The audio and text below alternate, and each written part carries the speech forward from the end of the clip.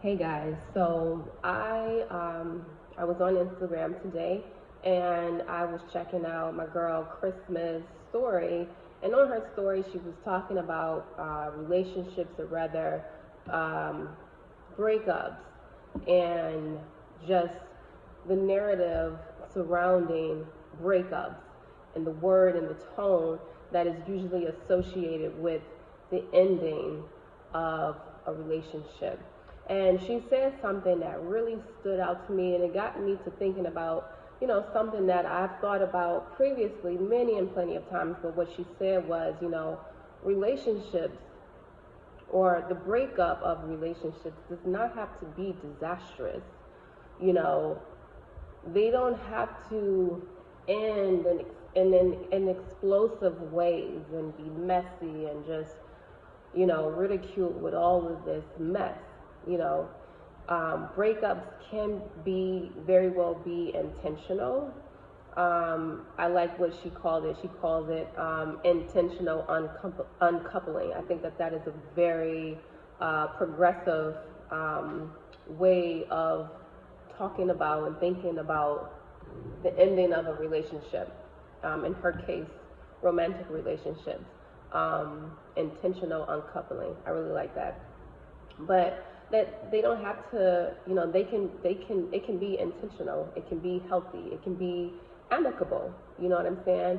And it really just got me to thinking about how so many people in life, um, they operate from this space where um, they're sort of waiting or needing life to present something catastrophic to them, to finally be forced in a position to then make a change, make a decision to do something differently, right? I see it more oftentimes than not where people are not being intentional, people aren't taking the initiative to get ahead of the disaster, to get ahead of, something catastrophic happening.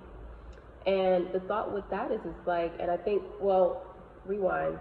I think a lot of that stems from people, two things. I feel like people not believing in themselves enough, or trusting themselves enough to be able to make the next right decision for them, a decision that's going to be beneficial in some way, that's going to evolve them in some way, that's going to put them in a better situation. And then, two, I think that a lot of people simply are not in tune with their higher self. That higher self that exists within us all, that knows, that speak to us, and sometimes speak to us in very subtle ways, but speak to us nonetheless. A lot of people are not in tune with that part of ourselves that know, you know. Most of the time I tell people, life is about remembering, being reminded. But if you're not in tune with that part of yourself, then you're going to miss out hearing those messages, that's telling you it's time to pivot, it's time to do something differently, it's time to change, it's time to take a different approach. And there's so many, I think, so many different, layers and elements that we can add to that. Just people being lazy, not wanting to do the work, getting comfortable and complacent with where they are and how things are. So, there is a lot that can go into that. But just that part. And another part to add to, her saying that, relationships don't need to be disastrous. And she's speaking, specifically about relationships. But I'm thinking just in general, any type of dynamics, whether that be relationships or, work dynamics, or whatever type of dynamics. Um, like, man, it's something else. I'm sorry. Like, I just thought about some things. But I feel like so many people are conditioned. So, right. So back to that point, just relationships not having to end in disaster. I think that for so many people have been conditioned to believe that the ending of something um, is more oftentimes than not symbolic of catastrophe, right? Something disastrous happening. And the truth of the matter is that's not always the case, and it doesn't have to be the case, because we know that in life, change is inevitable. Impermanence is a thing. Nothing stays the same. Everything has a shelf life. Everything comes to an end, right? And I feel like if you can wrap your head around that, then you can be more intentional with how you come to the ending of something, whether that be a relationship or whatever type of dynamic, whatever that looks like. But the conditioning of that, like what we see, was publicized, on the media. We don't see that intentional uncoupling where, people are intentional with how they come to the end of something. We see things being dramatic and messy and theatrical, but that's not really it.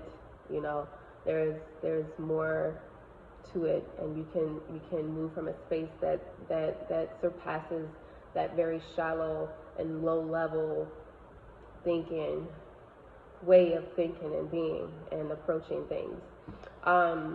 Yeah, so I just wanted to share my thoughts about that, because when she said that, I was like, absolutely. There's so much truth to that. There's so much truth to that, and we can totally reprogram the way that we think about the endings of things. And we can also, reprogram the way that we just approach life, and not waiting for something to just swoosh in, life to just swoosh in, and circumstances to just force you, because either way, either you're going to get ahead of it, you're going to take the initiative, you're going to listen to your inner self, and make whatever move is necessary when it's necessary, or life is going to swoop right in. Circumstances is going to, swoop right in there with life, and it's going to force you to switch it up. Like now you don't have a choice. You don't have a choice. Life can force you to do it, because life can make that happen real fast, very fast. So yeah, that's all, guys. I just wanted to share that. I was thinking about that. Just being intentional about those types of things, and and how we think about and conceptualize the endings of things. I think it's definitely something that's worth, pouring some thought into and taking some personal inventory on, and just see, how you wrap your head around those things. Yeah, so that is all, guys. Again, I hope everyone is doing well, and as always, we will talk soon. Bye.